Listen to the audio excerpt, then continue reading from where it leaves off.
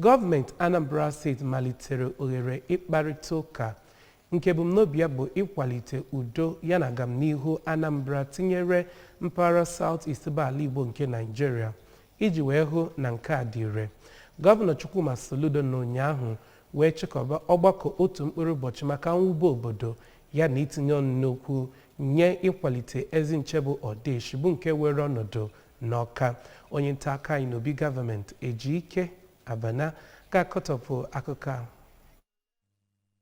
Ndị bịara ya bụ ọgbakọ gụnyere ndị isi nchekwa dị iche iche, ndị isi ụka, ndị isi obodo nakwa ndị ọzọ. Anọ na Prọfesọ Dorakụ nyere Women's Development Center dị n'Ọka wee ya bụ mmemme bụ ebe a nọ wee kpọọ oku ka a tọghapụ nwa amadi ahụ bụ Nnamdi Kanu iji wee mee ka ihe na-aga larịị n'obodo a dịka ọ na-agụpụta ihe ndekọ nke ndị gọọmenti steeti a nakwa otu jikọtara South East Council of Traditional Rulers, Bishops na Archbishops n'ihe gbasara ajọ ọnọdụ nchekwa dị na mpaghara South East. Onye isi oche kansụl ndị eze ọdịnala na steeti a ya nakwa na mpaghara South East, Igwe Nnaemeka Achebe, kwuru na otego ori ebido kpaba alo maka nwa amadi ahụ bụ Maazị Nnamdi Kanu, ebe ọ kọwara na ndị otu IPOB etego ori ha si onweghị ka ha si were akwa ndị mmadụ ka ha na-anọ n'ụlọ n'ihi na onweghị ezigbo ihe ọ na-emepụta.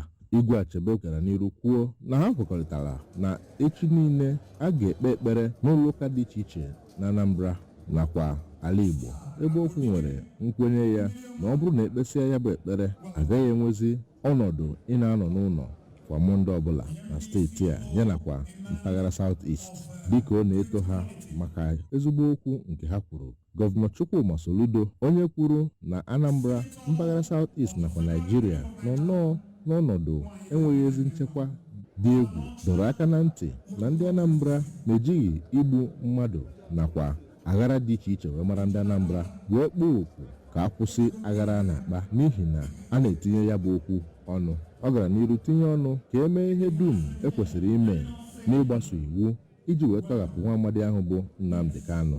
Insekuriti akwọsọ n'ala Igbo, okwu zuru mba ọnụ, ndị Anambra ga-anọkọta kwafuwa ọbara ma n'iru Chineke as Christians is forbidden. Mana omenala kabe na-ekwu Chukwu abịa ma na edogbo nkene ịkwafu ọbara. It's time to engage differently. It is time to engage seriously. And in engaging the people, we don't discriminate. We will engage the good, the bad, and the ugly. Therefore, now we get to the solution. At this time around, we are open to engage and consult with everybody.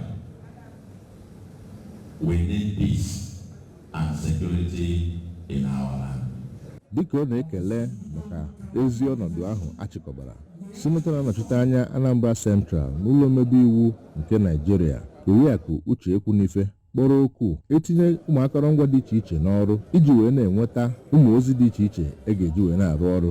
Ebe onye na-anọchite anya ekwusigo Nnewi North nakwa Nnewi South, Dr. Chris Azubọgụ, kpọrọ okwu ka e nwee otu ebe a ga na-ezikọta ozi dị iche iche iji wee mee ka ọnọdụ nchekwa steeti a bụrụ ịgba. Ndị ọzọ kwuru okwu gụnyere Sinetọ Ben NdI, onye isi oche Christian Association of Nigeria ngalaba nke Anambra, Honorable Joseph Nweke, okwupụta okwu steeti a n'ụlọ omebe iwu Right Honorable Uche Okafọ, Vice President General nke Ọhaneze Ndị Igbo Worldwide Chief Damian Okeke Ogede, onye isi oche Anambra State Association of Town Unions Chief Titus Akpoola, tinyere ndị ọzọ. Ha kwuru ihe bụ nsogbu nke gụnyere mmegbu dị iche iche, azụghị ụmụaka azụ, tinyere ihe ndị ọzọ, ebe ha gara n'iru kwuo na ọ dị mkpa ka onye ọbụla gbanwee.